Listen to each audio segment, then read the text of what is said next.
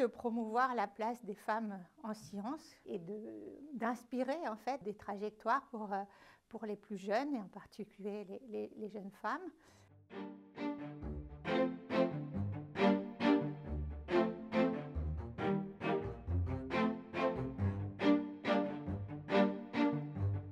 Oui, je suis partie en fait vers plutôt les sciences dures et puis en particulier la physique.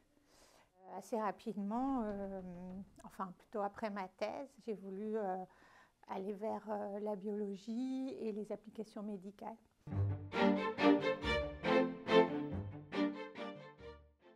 Alors, je travaille avec mon équipe sur la nanomédecine. La nanomédecine, c'est vraiment essayer de comprendre ce qui se passe à l'échelle nanométrique dans le vivant et exploiter les propriétés de nanoparticules, en particulier pour des applications thérapeutiques et diagnostiques également.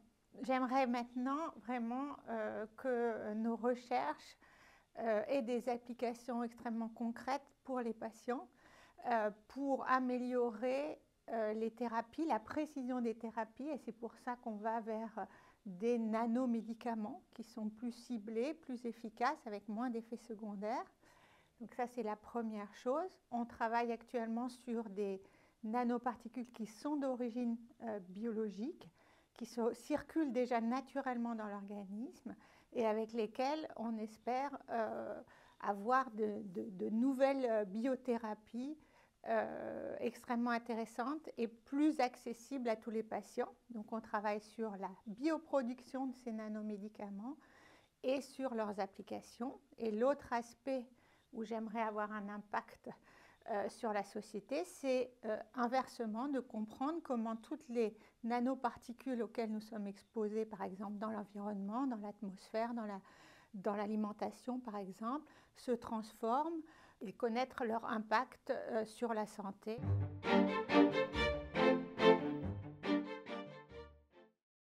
Donc l'élection à l'Académie des sciences, c'est d'abord une reconnaissance, surtout aussi pour cette discipline de nanomédecine, autour des biothérapies également, et l'importance d'avoir des nouveaux procédés de bioproduction. L'idée, c'est vraiment d'aller démocratiser les biothérapies et aussi dérisquer la bioproduction.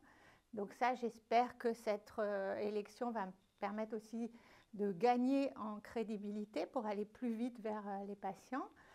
C'est aussi un endroit remarquable avec des gens remarquables, donc c'est aussi le plaisir de pouvoir échanger sur toutes les disciplines, de s'enrichir mutuellement et aussi de promouvoir la place des femmes en sciences et d'inspirer en fait des trajectoires pour les plus jeunes et en particulier les jeunes femmes.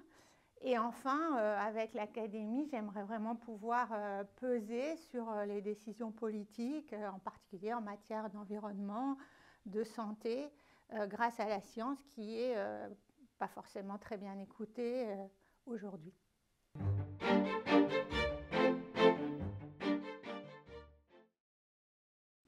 Je souhaite passer un message aux futures générations de chercheurs et chercheuses. D'abord, un message aux plus jeunes pour choisir le métier de chercheur ou chercheuse. C'est à la fois une liberté formidable et vraiment une façon très riche et très excitante de peser et de changer le monde, de changer la société. C'est aussi un message d'engagement. Je pense qu'il faut vraiment s'engager et s'engager de manière très objective. C'est là où la science a besoin de cerveau. Et donc, c'est aussi promouvoir la place de la science et en particulier pour les femmes qui sont encore trop peu nombreuses et qui peuvent aussi changer les modèles.